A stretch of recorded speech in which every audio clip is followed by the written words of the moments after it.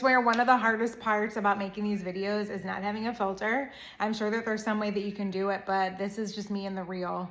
I'm even a little frustrated. I have a white haired, she's brindle, very pretty, cute pit bull that I rescued. I have a feeling I know why she was there, because her white hair gets everywhere. I've tried the shampoo treatments. I've tried the shampoo for myself. I've tried doing it every 8 weeks because pit bulls have allergies and it's just everywhere. So yeah, and I love to wear black. What woman doesn't like to wear black? Like, it's slimming, it's easy to mix and match things, and all of my stuff has hair all over it.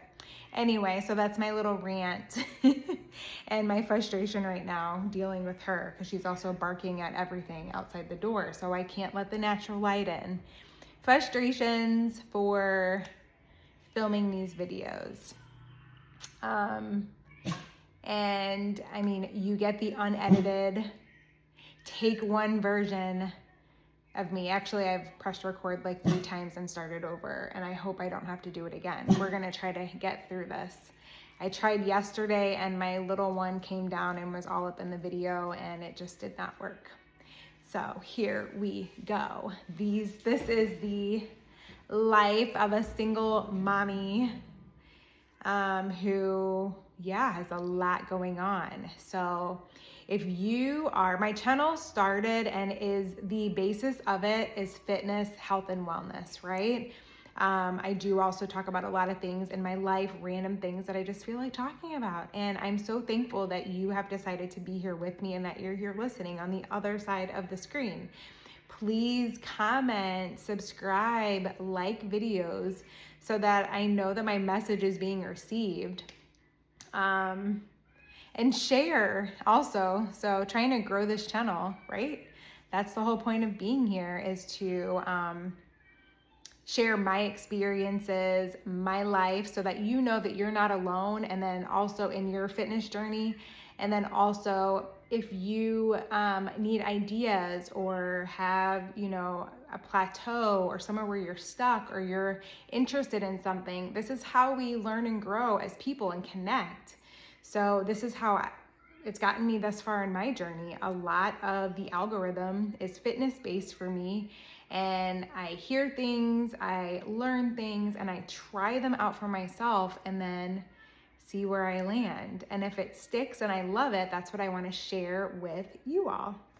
So thank you for being here and listening. So today, my goal was to, or is to, talk about the 12 things. At first it was 10, and then I got to 8 and I was like, oh, I can't think of 2 more things. And then I thought of 4 more things. So I have 12 things under $100 that I would purchase to, like, in the beginning of a fitness journey. I bought tons of things that I haven't used. We'll do another video on that I think are a waste of money that you don't need, or that maybe need a little bit more research before you just start spending money on things before, you know, in your fitness journey, things that you may be inclined to buy but you don't actually need.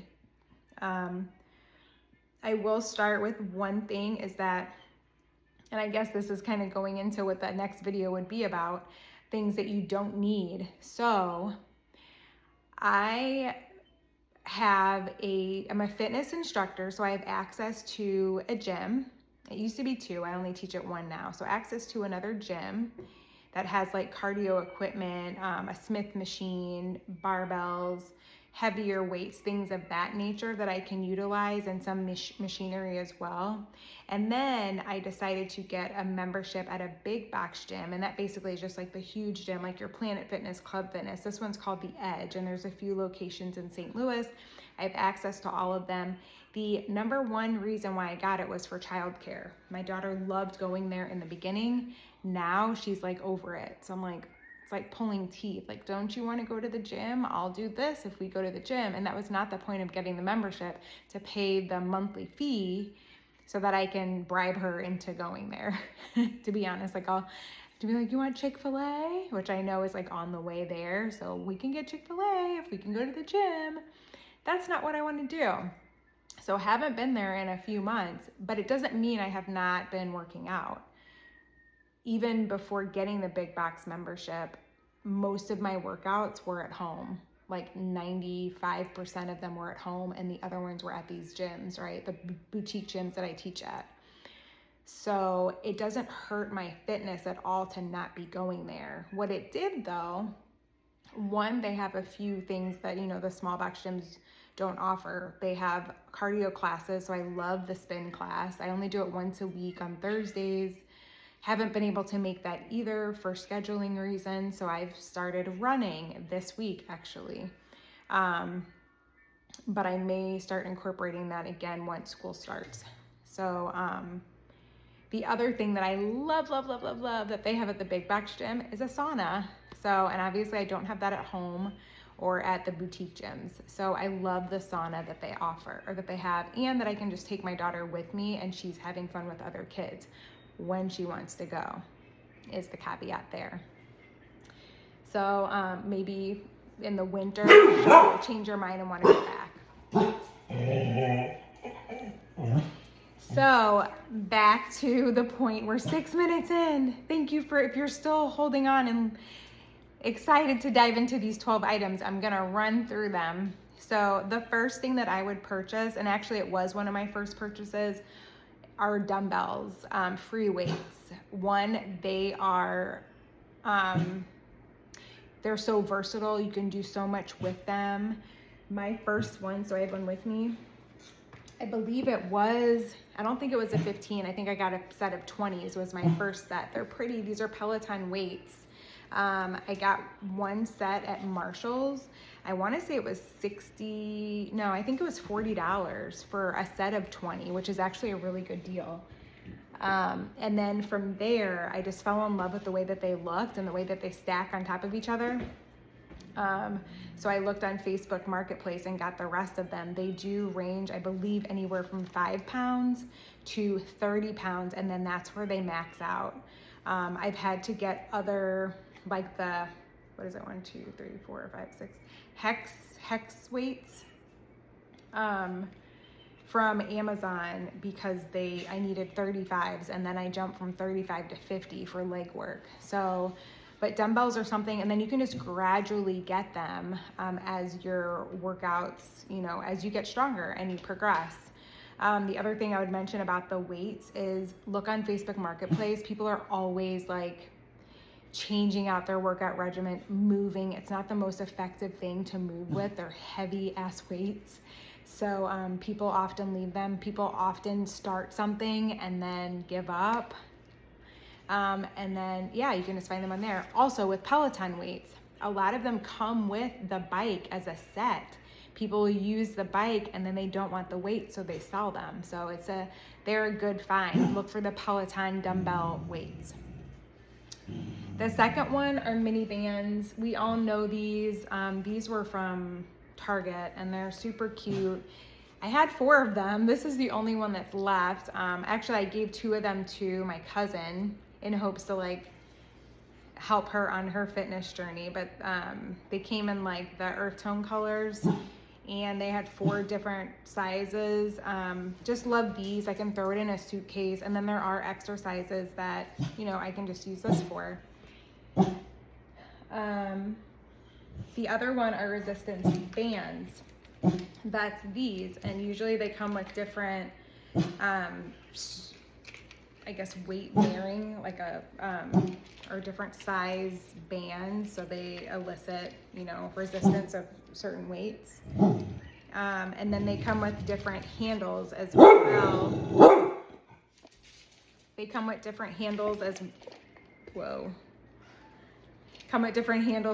You can attach them to a doorknob, a door frame. You can stand on them and use them for upper body work. And I just love them. I actually have, it's on the list as well, but a pull-up bar, and I'll wrap them around that, and you can use that as well, or a door frame. So these are amazing, and then they pack easily as well. When I recently went to Puerto Rico, I brought both of those sets of bands with me. Number 4, easy. It's a water bottle. I don't have mine with me, but it's just something, I know it sounds kind of silly, but like having a cute water bottle to stay hydrated. And then of course the Owalas, how they have the straw and you can drink from them. They're just so versatile. You take it with you everywhere. You put cute stickers on it. But I think a lot of people miss the fact that like you have to stay hydrated. That's like a nutrition thing and a workout thing. I know also that when I work out, I tend to be more thirsty because I'm sweating and then exuding energy, that I just need something to drink. Also, it keeps me consistent with my electrolytes and all the supplements that I have. Yeah, get a nice, cute, fun water bottle, right? And number 5 is a walking pad. It's right over there in front of me. It's like my little workout corner in my living room by my couch. I would say it actually, at this point, I don't use it that much in the summer because I've used it so much. And I know I posted about this before, and in the comments are like, that's why it says to use the oil and keep it lubricated.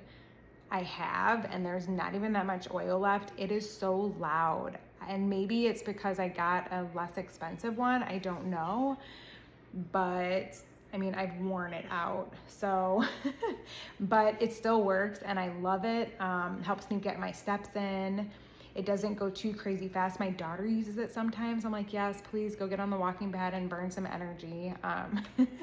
And especially in the winter, I actually bought it and was so thankful that I had it, because in the winter, it was not this past year, but the year before, it snowed and we literally were snowed in for like a week. So here in St. Louis, it will snow, freeze, and then rain on top of that. And then it just stays so cold for like a week or 2 at a time. And you just have, it's just stuck out there and it sucks. So the walking pad comes in handy and is a lifesaver. I recommend everyone should just have one or get one. And then number 6, I already mentioned it, but it's a pull-up bar. It's this right here. It can go on the floor. You can use it for push-ups, things of that nature, but also just different variations of hanging. And you have to have a door frame and it has to have a molding on it. People always say, oh, I'm afraid it's gonna break my door or my door frame. Like, you don't need to do crazy stuff on it. Just, you could do a dead hang, just hang from the bar. It's great for like decompressing your vertebrae. A lot of people complain about their back, and a lot of people have really poor posture from having desk jobs and sitting a lot throughout the day.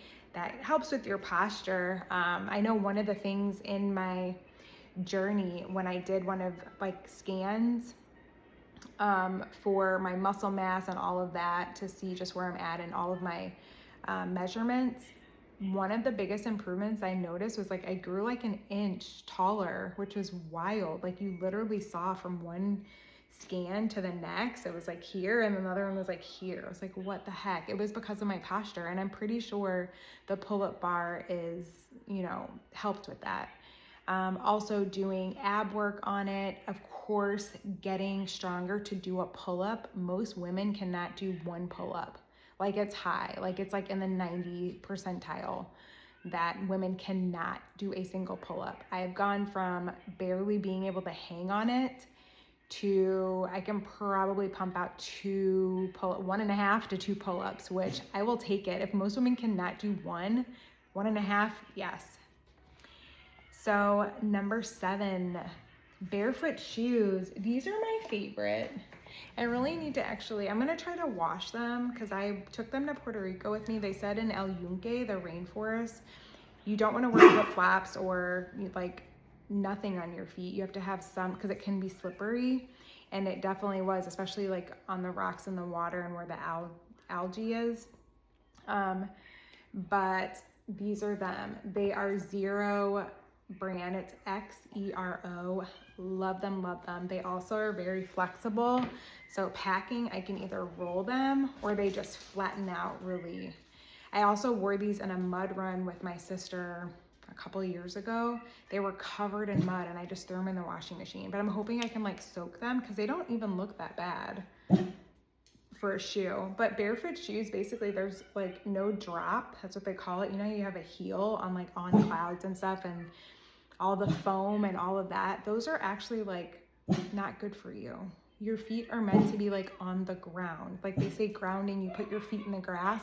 That's how our feet are meant to be, with like your feet, toes should be spread, and it gives you a good grip on the ground. As we age and we've got these toes that are all like this from wearing cute shoes, whether it's heels, pointed toed shoes like I used to love, or even like your Nikes and Reeboks and all those that have like that angled toe, these are wide so your feet get to like spread apart.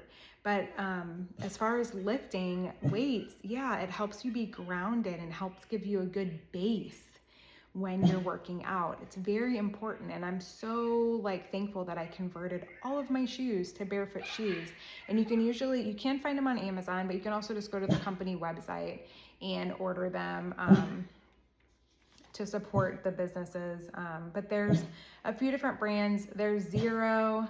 I also like Vivo Barefoot. Feel Grounds, it's a UK based company. It's kind of expensive once you get to like, because it's international and all the shipping fees, but those are worth it. They have some that look kind of like Nikes that I like, but they all last a long time. They're durable and they're effective while still keeping a shoe on your foot for day-to-day activities. Because if you go to like a big box gym, you'll notice that there are even like people who lift weights and they'll be in their socks. It's because you need that strength and that base to give you a good, strong lift, so well-supported lift. So yeah. Next we have programming. So this is something I can help with as a fitness instructor. I write classes. I also write programs for individuals who are looking to change their, incorporate fitness in your life, or even change it up and do something different. That's something, I actually have a fitness coach myself, and she writes my programs, and that's how I get to learn new exercises, which I post about on this channel as well, in my stories. And then it kind of mixes it up, because the thing is, strength training, working out, all this stuff can get kind of boring and monotonous over time. So you got to keep it interesting, and it definitely helps when you have a good program or someone writing your program. You can also write your own, do your research. It only takes, like, if you're doing an upper body day, or upper body or a pull or push day, you only need like 5 or 6 exercises. You pick those, and then you pick them for your pull day, and then you have leg day where you're working like the front, your quads, and then you also work your back, your hamstrings, and there are just variations, different kinds of squats. You're just gonna drive me nuts. And next we have a journal. So along with your programming, if you're not using an app, and there are some programs that are app-based, which is great. The one thing I don't like about that is that you're tied to your phone.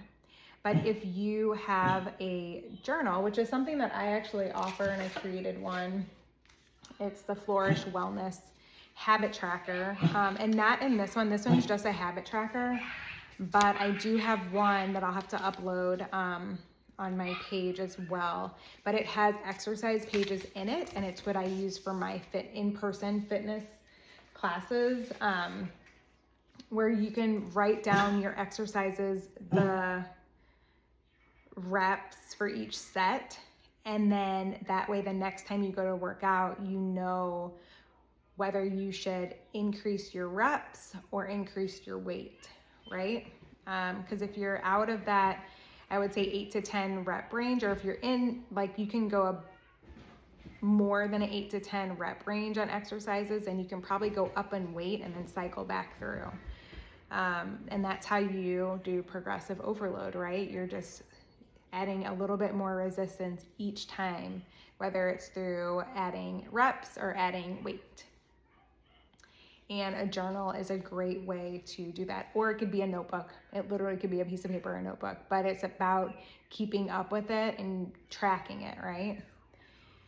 Number 10. So this one if you are the type who needs to weigh yourself, then I recommend not just having a plain old digital scale that just gives you the number of how much you weigh. I do think it's important to have all the metrics. However, they are not 100% accurate. None of them are. Even the scans that I used to get at the local gym, there's a lot of great information on there, but it's not accurate. And actually, compared to the scale I have, it was like, oh, this is like some numbers, there was like a pretty decent discrepancy. The key to using these multi-metric scales, they are great to just have an idea as to where you were at. They're not perfect, but then to look at the trend over time. Look at your visceral fat and how it's gone down. Look at your body weight and how it's gone down. Look at your muscle mass. Has it increased? Look at your percentage body fat. Has it gone down?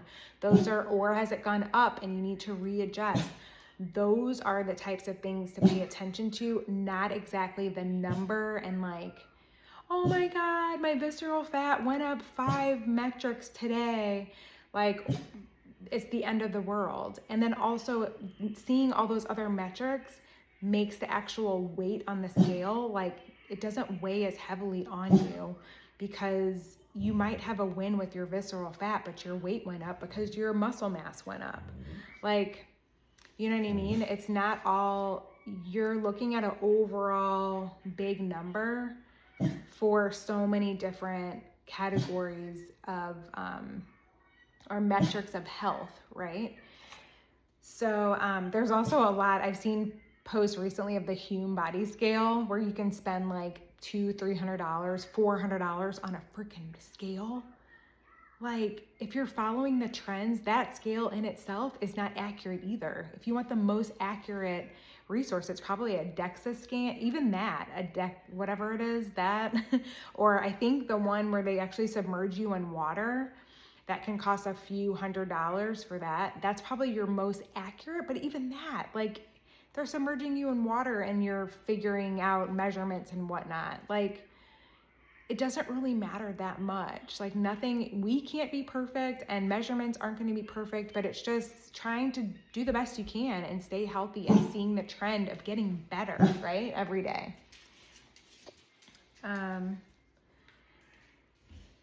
And lastly, I've got 2 more. These are just fun, but headphones. So love them for at the gym. It gets me like in the groove. It blocks out everything else that's going on. You can multitask, listen to a podcast, watch a show. It's a little minor distraction to like get you in the mode of working out and just to get through it, right?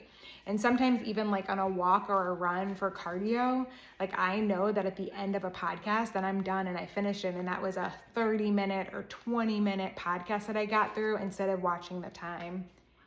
Hold on, baby. And the last one, a phone tripod. So what I have right here with the phone is on recording right now. It's great to take pictures or even video, one for your workouts so that you can see your form. Not everybody that has a tripod and a phone recording in a gym. I used to do it all the time and I was like, no, this is not like to put on TikTok and all of that. It literally is a send to my fitness coach. And sometimes I would post them if like I looked good or it was decent and I thought I should share.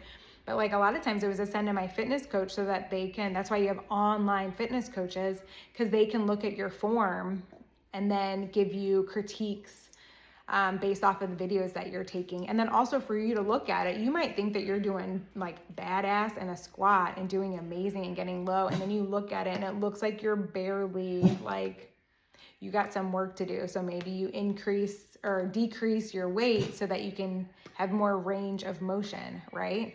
Or maybe your form's a little bit off and needs to be tweaked. You can look at that for yourself. And then you also, if you have a fitness coach, send it to them, right?